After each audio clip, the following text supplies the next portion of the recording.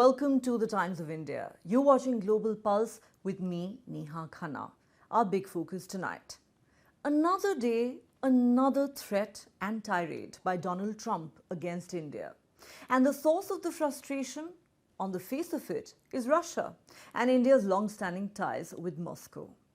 The moment someone mentions Russian oil and India in the same breath, Trump goes thermonuclear.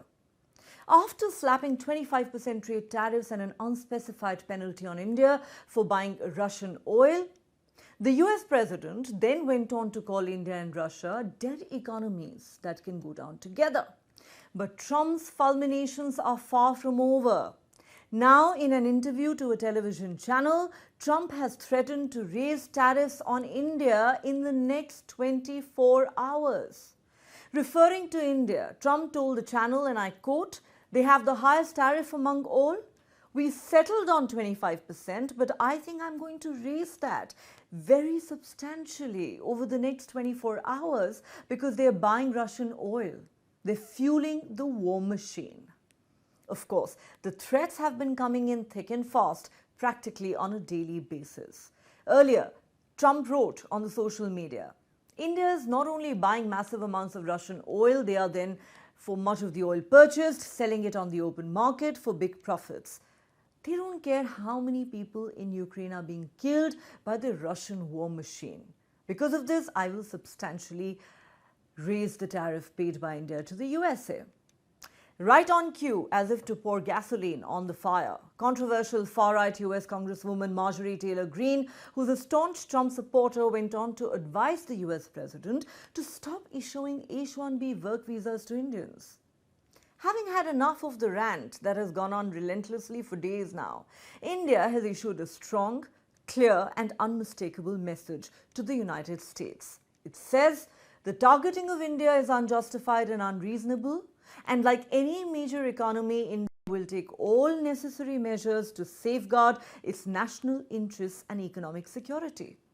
A detailed rebuttal issued by India's External Affairs Ministry has called out America's duplicity on this issue, saying, India has been targeted by the United States and the European Union for importing oil from Russia after the commencement of the Ukraine conflict.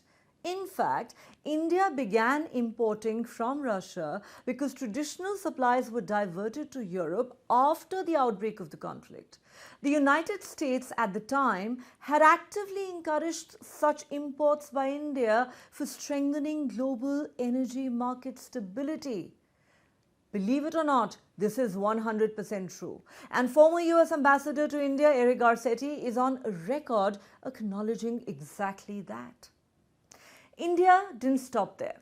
Calling out the hypocrisy of the West, the Foreign Ministry's statement says India's imports are meant to ensure predictable and affordable energy costs to the Indian consumer. However, it is revealing that the very nations criticizing India are themselves indulging in trade with Russia. Unlike our case, such trade is not even a vital national compulsion for them. Sample this. The European Union in 2024 had a bilateral trade of 67.5 billion euros in goods with Russia. It had trade in services estimated at 17.2 billion euros in 2023. This is significantly more than India's total trade with Russia that year or subsequently. European imports of LNG in 2024, in fact, reached a record 16.5 million tons, surpassing the last record of 15.21 million tons in 2022. And there is more. Europe-Russia trade includes not just energy, but also fertilizers, mining, products, chemicals, iron and steel, machinery and transport equipment. Where the United States is concerned, it continues to import from Russia uranium hexafluoride for its nuclear industry, palladium for its EV industry, fertilizers as well as chemicals. Considering all these facts accurately put out by the Indian government, one can perhaps only say this: hypocrisy, thy name is Donald Trump. Going by his logic, Trump should be imposing punitive tariffs or sanctions even on the European Union, as well as his own country, the United States. After all, they're all doing business with Russia, a country Trump so loves to hate. Never mind the fact that his own flip-flops on Russian President Vladimir Putin are stuff of legend. One day, Trump calls Putin a genius, a great guy who wants peace, even accusing Ukraine of having started the war. Another day, he calls out Putin's quote-unquote bullshit and says he doesn't trust him. Fact is, Trump's left hand doesn't know what his right hand is doing. Or shall we say, on multiple occasions, even Trump doesn't know what Trump is doing. What Trump swears by on Monday could be trashed by the US president himself on Tuesday, and maybe revived on Wednesday only to be smashed into smithereens on Thursday. One pities Trump's cabinet and core team. How confusing and mind-bending it must be just being on his team. Defending something one day and then making a U-turn and calling it garbage the very next day. India's stand is unequivocal. It will continue to purchase oil from Russia despite Trump's threats. New Delhi will safeguard its own interests, assert its strategic autonomy, and it will certainly not be dictated to. Meanwhile, Russia has issued a strong statement amid Trump's ranting spree against New Delhi and Moscow. Coming down heavily on Trump for threatening to raise tariffs on India over its purchase of Russian oil, the Kremlin has said sovereign nations have the right to choose their own trading partners. It has also accused the US of exerting illegal trade pressure on India. Now, it may be too much to expect Trump to understand the right of a sovereign nation to choose its partners. Why? Because Trump doesn't think there are equal partners or allies to the United States. You can either be an adversary, or if you're lucky, then a vassal or a client state to Trump's America. So why is Donald Trump so angry with India? Is it just about Russian oil? Many have suggested that Trump has been hugely riled up by the fact that, far from giving him credit, which he so desperately sought, India has called out Trump's lies about brokering the ceasefire between India and Pakistan. Well, with Trump being Trump, this possibility can certainly not be ruled out. And then there are other credible theories. There are those who believe that Trump's threat to slap higher tariffs on Indian goods isn't just about Ukraine or even Russia. It's actually about shielding US oil interests, redirecting energy trade, and flexing economic muscle. At the core of Trump's pressure campaign is possibly a push to boost American oil exports.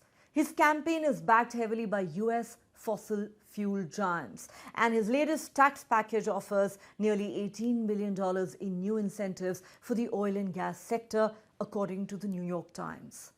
India is already a growing customer of US energy. US crude shipments to India surged over 50% in the first half of 2025, now making up 8% of India's oil imports, according to the US Energy Information Administration. Therefore, it stands to reason that the more India leans towards American oil and gas, the more it strengthens US energy clout and helps Trump's backers make huge profits. Experts warn that Trump's tariff warning isn't just about punishing India for its energy choices, it is leverage. They say Trump's playbook blends oil politics with trade pressure. His latest warnings reflect not just anger at Moscow, but America's wider push to redraw energy alliances and corner strategic influence. And then there is the theory which suggests that Trump is growing increasingly frustrated with Putin over the latter's refusal to agree to a ceasefire with Ukraine. And because he cannot do much to push Putin, he has decided to vent his anger and frustration on Russia's trading partner and old friend, India. But as we said earlier, India's stance couldn't be clearer. It will not yield to bullying, it will not be dictated to, and it will safeguard and prioritize its own national interests. In the past, External Affairs Minister S. Jaishankar has defended India's decision, saying what India buys from Russia in a month is probably less than what Europe buys in an afternoon. Over the weekend, Prime Minister Narendra Modi said the world economy is facing instability and uncertainty. During such times, countries are focusing solely on their own interests. India too is on the path to becoming the world's third largest economy and must remain alert to its own economic priorities. So if Donald Trump wants to believe India is a dead economy and can be easily arm twisted, he clearly lives in La La Land. And good luck to him trying to find those oil reserves in Pakistan, his new favorite country. आज दुनिया की अर्थव्यवस्था कई आशंकाओं से गुजर रही है, अस्थिरता का माहौल है। ऐसे में दुनिया के देश अपने अपने हितों पर फोकस कर रहे हैं, अपने अपने देश के हितों पर ध्यान केंद्रित कर रहे हैं। भारत भी दुनिया की तीसरी सबसे बड़ी अर्थव्यवस्था बनने जा रहा है। इसलिए भारत को भी अपने आर्थिक हितों को लेकर सजग रहना ही है। और मैं आज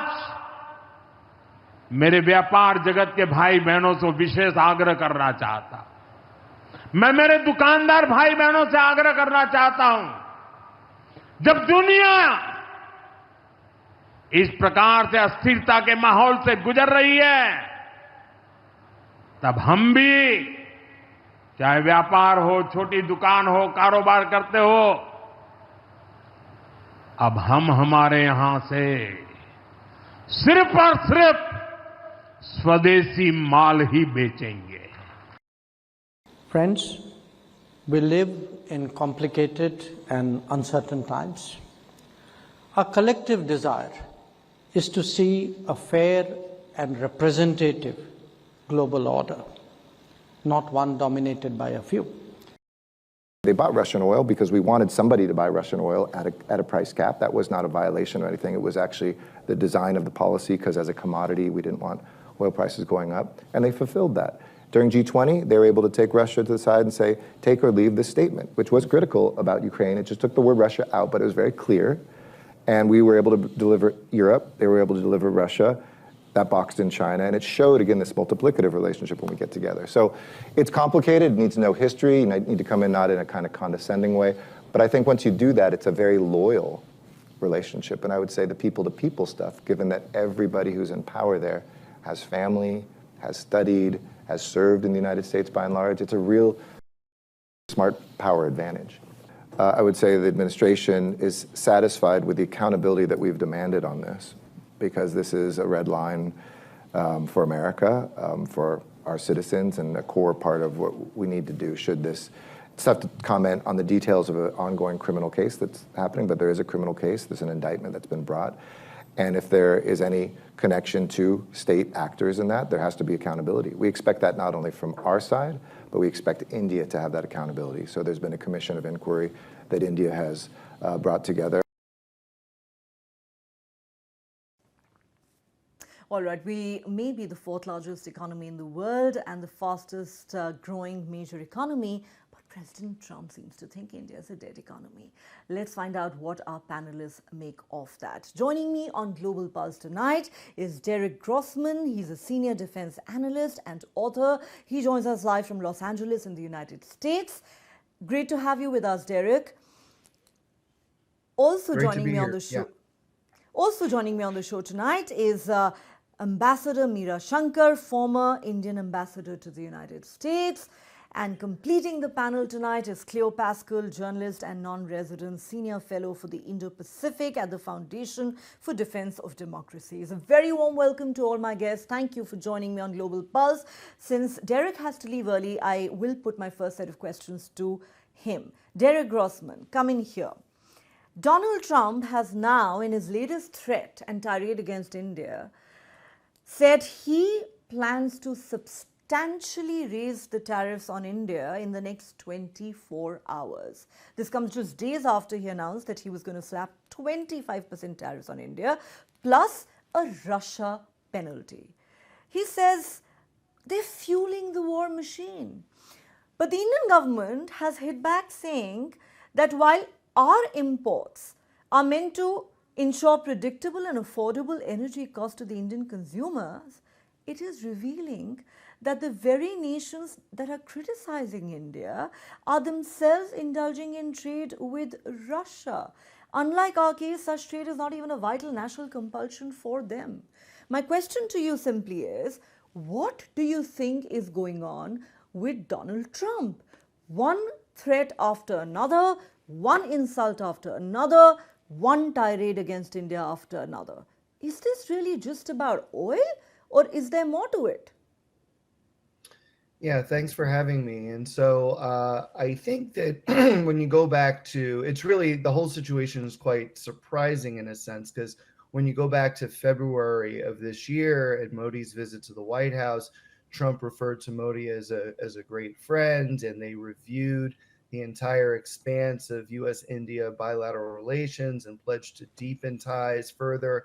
And now you have July 30th, right? A day I think that will live in infamy for the U.S. and India, in the sense that now, Trump has clearly made a turn against Vladimir Putin and his war in Ukraine, and he's looking to turn the screws on any country that, in his words, are supporting Russia's war machine, and that is India. All right, to some extent. I mean, I think when you take a step back, when we all kind of take a deep breath on this, right? It is true that India is importing heavily discounted barrels of Russian oil, and the revenue that Russia gets from those sales does support its war efforts in Ukraine. Now, I understand what you said about your external affairs minister, S. Shankar, who said, the EU is spending more money in an afternoon on Russian energy than India spends in a month. Point taken, but it still does not negate the fact that India is in fact buying those discounted barrels of oil, and it is supporting Russia's war efforts. And so for Donald Trump, President Trump, who is extremely sort of transactional, unpredictable, like you said, he could support something one day and trash it the next. That's all true. But in this particular moment, he has decided the only way to try to force Putin's hand is to cut off revenue streams. And that is why he's taking a hard turn toward India. My fear, my concern about it is that he's trashing essentially 25 years of an India-U.S. strategic partnership that's come a long way since India tested nuclear weapons in 1998. In fact, I think we're at the worst moment in the relationship since then. And that is very worrisome, I think, for not just India-U.S. relations, but also global peace and security. You're quite right, Derek. Most here in India believe that Donald Trump has very seriously damaged the India-US relationship that had been very painstakingly built and transformed over the decades, especially since the low point of the sanctions that came after the Pokhran nuclear test in 1998. And this is work that's been done by successive Indian governments, Indian prime ministers, US presidents, with bipartisan support in both countries. And look where we are today.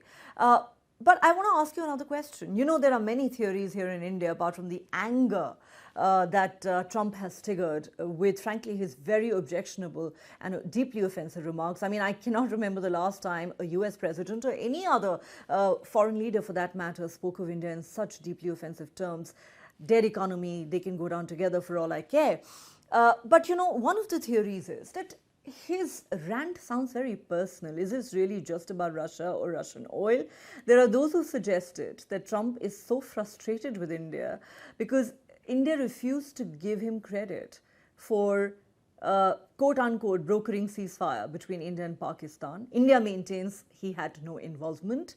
He desperately wants a Nobel Peace Prize, and many think that he is very angry at having been denied credit that he so desperately sought.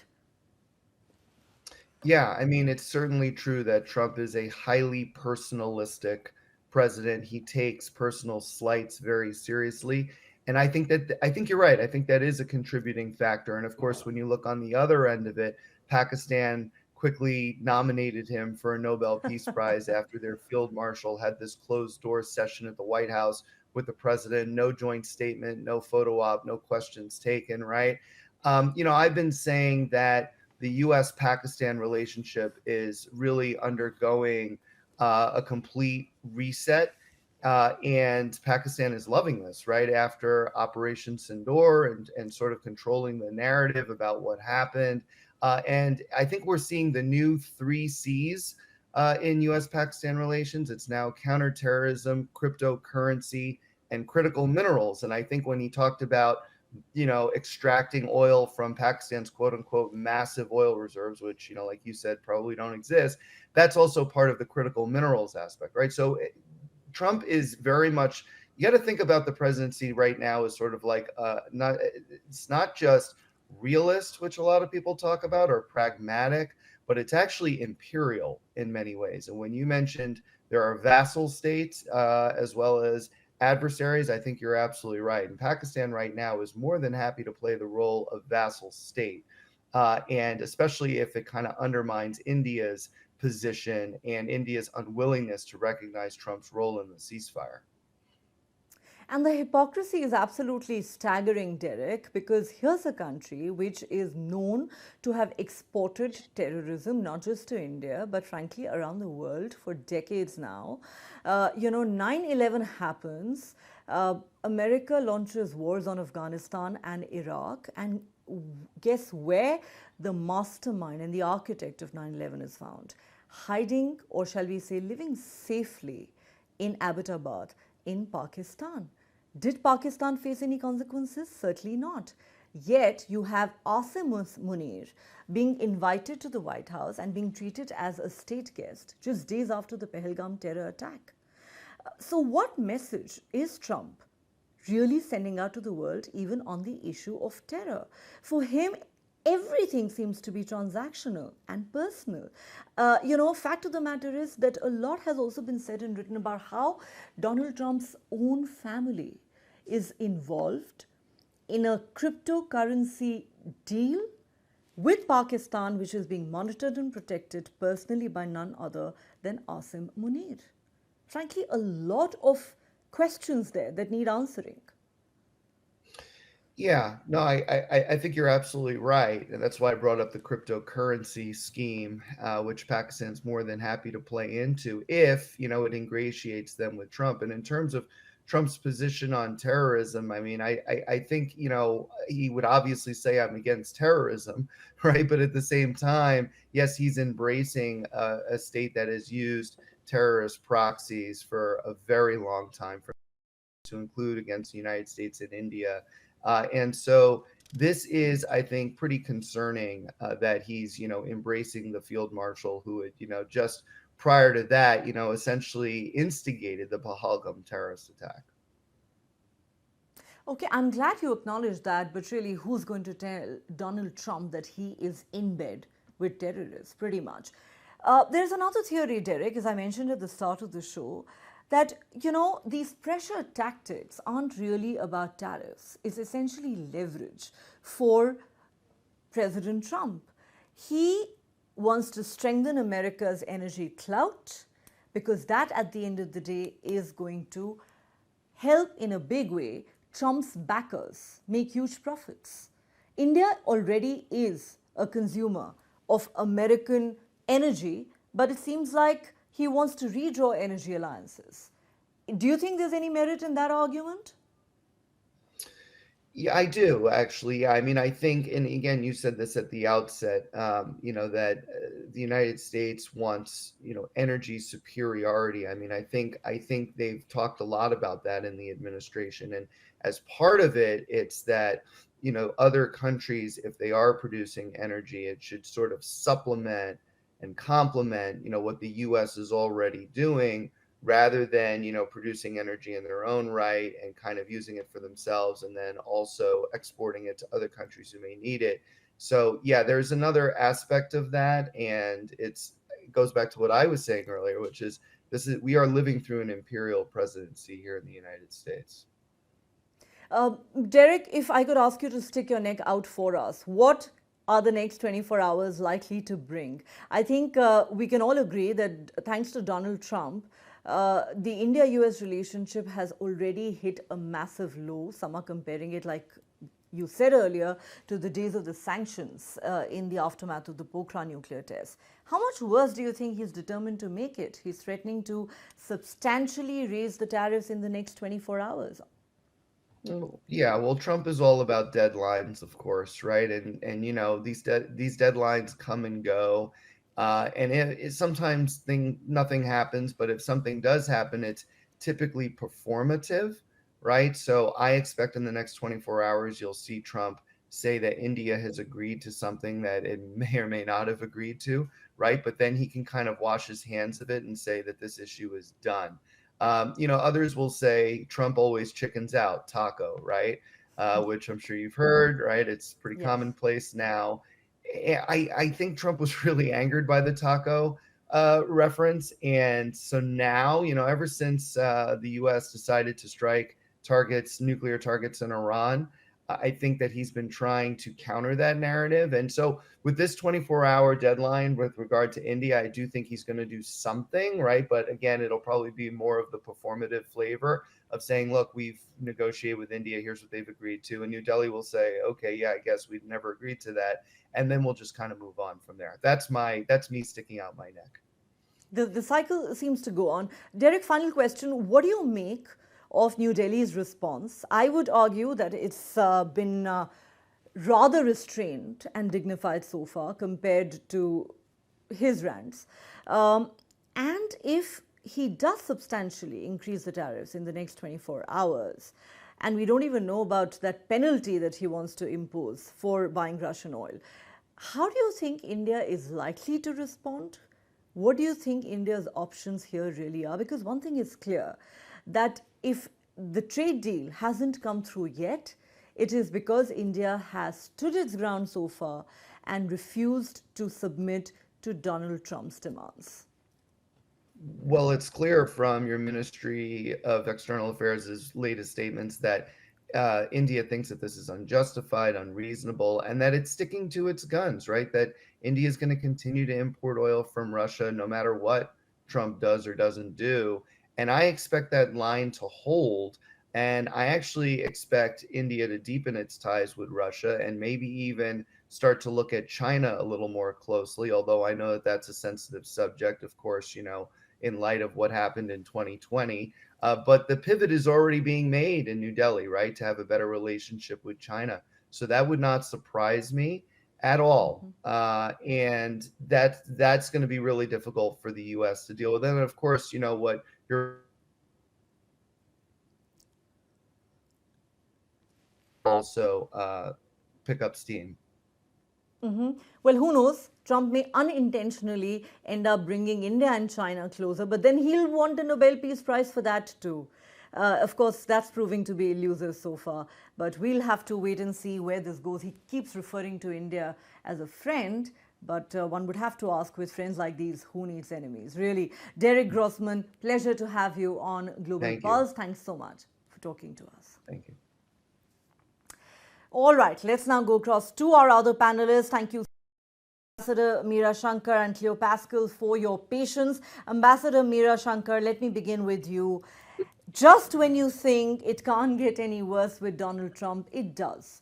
Because just this evening, he has issued a new threat saying he is going to substantially raise tariffs on India for continuing to purchase Russian oil, and that he may do so within the next 24 hours. We've seen the response from India's Ministry of External Affairs, not just standing its ground, but also calling out Western hypocrisy and American hypocrisy in this regard. But the question is, ma'am, how much worse do you think it's going to get? How do you see this panning out? Well, it could get worse because, President Trump may decide to implement his threats. So while hoping for better sense to prevail in the US, I think India has to be prepared to deal with the worst. You always plan for a worst case scenario in terms of what your options would be. And I think we would need to do that in this case as well.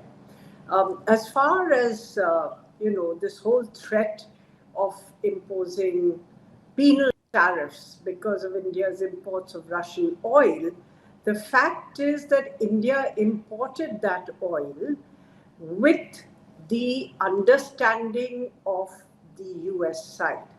And the US was concerned at that time that if suddenly, all Russian oil production went off the market, there would be huge pressures on oil. And for India, this became a necessity because the EU was coming into the market to reduce its supplies from Russia and to purchase from other suppliers who were diverting their supplies to the EU. So for India, Russia became not only a cheaper source, but a more secure source in this period of great instability and turmoil. And the US also understood and encouraged India to continue purchasing that oil. Secondly, Russian oil and energy was not sanctioned under UN sanctions and nor under US sanctions or EU sanctions. There was only a price cap. So you can't take what India was doing within the ambit of your own policy and now fault it for doing that. You know, it's like I've had a change of mind. So, you know, now it's suddenly something which is illegitimate that you were doing before with our cognizance. But at the same time, I would say that the US continues to be an important partner for India, though they continue to make sure that you know, the relationship comes under stress at various points. I think India has been handling it in a fairly sober fashion till now. We have not reacted emotionally, and I think we need to be hard-headed in terms of the responses that we give. I think we will perhaps continue talks with the US, but at the same time, we'll hold on to our red lines. And I think as far as the US is concerned, you know, during the Cold War, it had a kind of approach which said, if you're not with us, you're against us. So the whole non-aligned movement became an adversary to the US because we weren't part of the US alliance system. Now, in recent years, the US took a broader, more sophisticated approach to relations with other countries, not insisting on either or, but accepting to a certain extent the complexity of international relations and the fact that many countries need to deal with a variety of countries for their development, for their economic growth, for building their defense capacities and technical capacities. And so I think that was a more sophisticated approach to follow. I think if the US goes back on this and narrows its approach, I think it will face problems with a number of key developing countries who don't want to be forced to make choices, you know, to say either X or Y. We want good relations with the US, but we've also traditionally had good relations with Russia. We've had good relations with the EU. Our relationship with China has been somewhat problematic, but even there, we would like to handle the relationship in a non-conflictual way. And you see the complexity of the global situation when you look at how the US-China relationship has gone. You know, they are competitors, strategic competitors, and that competition is sharpening. At the same time, they have such enormous economic equities in each other. And you see President Trump, China is the largest purchaser of Russian oil. Last year, I think it bought $10 billion more oil than India did from Russia. So this question of selective punishment or selective targeting leads one to the conclusion that China has brought its leverage with the US into play by putting restrictions on rare earths and, you know, critical minerals exported to the US and to the world, and that the US has been compelled to, at one level, moderate its stance towards China. Now, having come on this ticket of, you know, smashing big developing countries and adversaries who kind of take advantage of the US, particularly China, targeting China, Trump finds in actual fact he's not able to really do it. So then what do? You sideswipe a country like India without a thought for the consequences. At least that's how it appears to us from India. Perhaps, this is something which President Trump is doing, is to placate his constituency, MAGA, when he does his deal with China. And also, I think the other reason would be that he has changed his view on Ukraine suddenly. He came saying that what we are, this Ukraine's position is untenable, they have to accept peace, a ceasefire, and I will get a ceasefire in 24 hours, and which will stop, defense supplies to Ukraine and so on, aid to Ukraine. Now he's finding that it's not so easy because Russia has been holding out for a peace deal rather than a ceasefire, and Putin is proving a more difficult nut to crack than he anticipated. I think partly the US, wanting to target Russia's key partners is in response to this frustration at not being able to move the ceasefire that Trump had wanted to bring about between Russia and Ukraine. So he's now threatening sanctions on Russia. Now, one interesting fact, Russia, according to JP Morgan, in their analysis, could counter-threaten the US with blockage of energy supplies through the Caspian Sea pipeline, which goes through Russian territory, but carries oil from Kazakhstan to the Caspian Sea, and which has a heavy US investment by Chevron, Exxon, and Shell as well from the UK. So it could, also play out in this way. You're also seeing that nuclear tensions between Russia and the US have heightened at this point, with the US positioning two marines, as they say, in appropriate regions near Russia, and Russia responding by saying that they are not going to unilaterally observe the moratorium on not deploying intermediate range and short range missiles, and also giving the go ahead to building this, to manufacturing this hypersonic nuclear capable missile, because they say that the US is already going ahead with deployments of in intermediate range and short range missiles in Western Europe. So overall, it's not a very happy situation. I do hope that, saner voices will prevail, and that it will be possible to carry on the negotiations in a way which doesn't, reek of the unbridled use of power to force or bend other countries to US will, which India will find very difficult to accept. And that is exactly what Trump seems to be doing right now. It's not for nothing that Trump critics at home call him an emperor or a king. He fancies himself as one and not as a democratically elected leader. Let me bring in Cleo Pascal at this point. Cleo, thank you so much for waiting patiently. We all know that Trump has the subtlety of a bull in a china shop.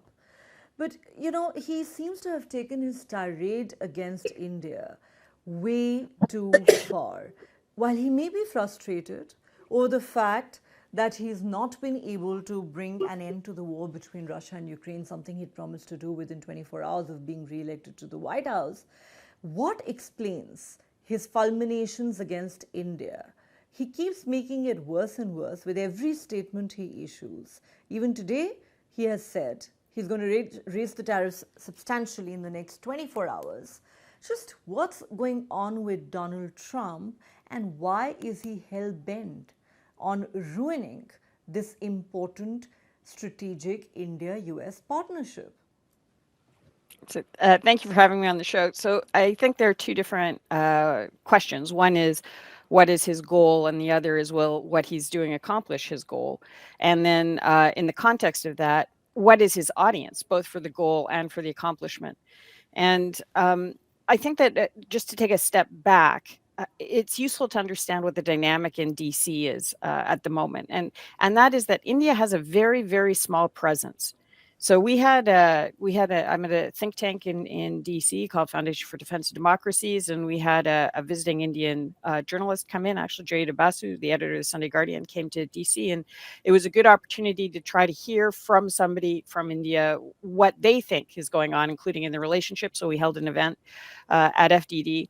And there were no Indian experts from other think tanks who came. We had experts from experts on Japan and experts on Taiwan who are interested in learning more about what India is doing.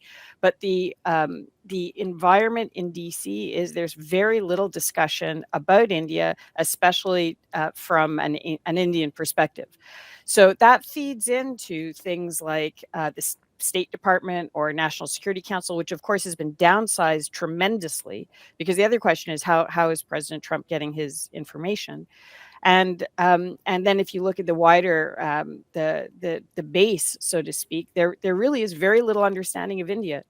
So it's worthwhile to see, when he's tweeting, he's not thinking, what does somebody in India think about this tweet, unless he's thinking specifically about somebody who's negotiating with, for example.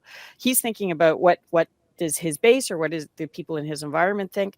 And he is, as the ambassador mentioned, a very big thing for him was Ukraine, was the Ukraine-Russia war. I'm going to end it in 24 hours. So in terms of goals, very short-term goals, he's put this August 8th deadline on Russia. And, he wants to try to head into the midterms being able to say that he accomplished that goal. He has a whole list of things that he promised, many of which he delivered on. This is a very big one. And Ukraine is a real problem for the base. The MAGA base hates Ukraine, and a lot of people in Congress hate Ukraine. They hate the billions that have gone to the Ukraine effort, and they want out.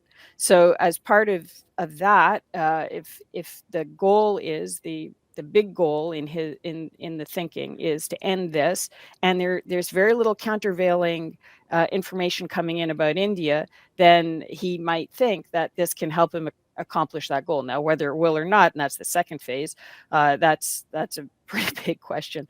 But again, I would just underline that this lack of an Indian presence in that small little District of Columbia area, in spite of efforts from MEA, and the embassy, there is a long-term effort from Chinese funders and Pakistan and others to try to paint a bad picture of India, both in academia, in the universities, and in the think tank community. And that's going to be a longer term, difficult thing to counter unless a different approach is taken. I think that's an incredibly important point that you've made. Also quite astounding, really. So let me take this straight to Ambassador Meera Shankar, who's in fact served as India's ambassador to Washington for many years. Ambassador Shankar, what do you make of what Cleo has just told us? I find it absolutely astounding that, despite, being an emerging global power, it seems like we just don't have enough clout in the corridors of power in Washington, D.C. I mean, even Pakistani and Chinese lobbyists seem to be doing far better than Indians there. In fact, Cleo says there is very little presence that India has in Washington. Very little is known about India. There is very little understanding. So while, I find it hard to believe that Trump doesn't know what he is doing, but, when he writes a tweet making an offensive remark against India, is there really nobody in Washington to tell him what kind of a ripple effect and damaging effect it is likely to have on such an important relationship. Do you believe that this is an area where we have gone wrong, as Cleo points out? Yes, I would say I agree with Cleo that India needs to be far more active and visible in the think tank world in Washington, D.C. I think in the Congress, we are reasonably positioned with the India Interest Group being the second largest after the, Jewish lobby, the APAC. But in the think tank world in Washington, and in the media, in academia, both China and Pakistan have run formidable influence operations for a very, very long time, which India has really not done. And I think it's a notable omission that we have not tried to be very present in this world, which feeds into the policy making apparatus and into opinion making in Washington, D.C. I think that is quite staggering. Wasn't a woman of Indian origin the vice president of the United States of America for 4 long years? One would have thought maybe Indians had, in a sense, arrived in Washington, D.C., but clearly Kamala Harris, being vice president, has, not been able to achieve that goal. But let me go back to Cleo Pascal at this point. Cleo, the question is, are there not any concerns, even if we ignore, what Trump thinks or the Trump cabinet thinks for a moment, are there not concerns within the Republican Party as well as the Democrats that this is a very important strategic relationship which is being undermined right now? Because as I said earlier, that this is a relationship that has been built and transformed very painstakingly by both sides in the last several decades, especially since sanctions were imposed on India by the Bill Clinton administration in the aftermath of the 1998 nuclear test. But one had thought that the two countries had come a long way since then, not to mention the fact that China as a hegemonic and expansionist power has emerged as a huge challenge to countries around the world, not just India, but also to the United States. And there are many in India who actually believed till the other day that the United States saw India as a counterweight to China. However, today you have a situation where Donald Trump is, I would say, being far more respectful towards an adversary like China than a friend like India. Yeah, so again, just there is very little thought about India. I don't know what to tell you. It just doesn't come up very often. The people who are working the files, the people in the departments of defense, for example, they certainly understand. And there's a very good cooperation, deep cooperation, including technical cooperation. Some of the things around AI and stuff, very deep, very important, though they get it on both sides. But there's just very little Indian thought or presence in it. And again, this if you want to call it Sino-Wahhabi lobby, that you see in DC and in academia has really taken over the discussion. So at this roundtable that we had, people were bringing up the S-400 issue. Like, there are these talking points that get delivered over and over and over and over from the other side that give reasons to fracture the relationship. But the inherent strength of the relationship, it doesn't really get understood. And I think, very, very much that the fundamentals of both societies, both economies, both political systems mean that these are natural countries to make each other stronger, obviously. But that is not made clear in venues, generally speaking. And that's why when we had that assembly at FDD, the Taiwan people and the Japan people were there because they know how important a strong U.S.-India relationship is, and they wanted to understand in part why these things were going wrong as well. So it's not just the Indian community, Indian strategic community, that's concerned about the direction this could go in. It is everybody else who cares about a free and open Indo-Pacific or the success of the Quad or anything like that is also concerned. But I don't know how deep this is within the administration. Again, things change quite quickly. Given the urgency in the minds of those at the White House over the Ukraine situation, this could just be a byproduct of that. And because there isn't this countervailing pressure from awareness about how this is being received in India, I think what would probably change it is if there was more vocalization from the Indo-American community, because the question is going to be now where the Indo-American community will vote in the midterms in the next election. That's the sort of issue that Washington is very sensitive to, and it was traditionally a Democrat supporting bloc, and especially since the Trump administration, since the first Trump administration, it started to shift a bit more towards the Republicans. But the Republicans themselves have split into traditional Republicans and MAGA Republicans, and I don't know where the Indo-American community feels it's going into all of that. But instead of a note from the MEA is important, but a potential shift in voting blocks from Indo-Americans that's the sort of thing that resonates in DC. So if that's happening, if that gets understood and amplified and fed up the chain, then that's the sort of thing that can potentially affect decision making, because they are Americans, and fundamentally this is about Americans. And to that point, just very quickly on the oil thing, one of President Trump's big issues is gas prices. So I don't think that he would do anything that would raise the price at the pump, especially leading into the midterms, which are going to be very, very tight. All right.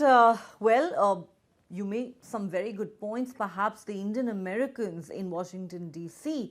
will have to do more to make themselves heard and to really convey New Delhi's message to the Trump administration. At the moment, it would seem like either it's falling on deaf ears or Trump simply doesn't care. Either way, there are many who believe that he's taken the India-US relationship back some 20 or 30 years. Let's hope that there can be some course correction in the days ahead. At the moment, going by his utterances, it's certainly not looking good. On that note, Ambassador Meera Shankar and Cleo Pascal, thank you so much for joining me on Global Pulse tonight. Thank you. Bye-bye. All right, what is Donald Trump going to do next? He says he's going to substantially raise the tariffs on India in the next 24 hours. He's livid because India continues to buy Russian oil, never mind the fact that European countries as well as the United States, his own country, are engaged in business with Russia as we speak. What happens next? Watch this space for more. Thanks so much for watching. Good night.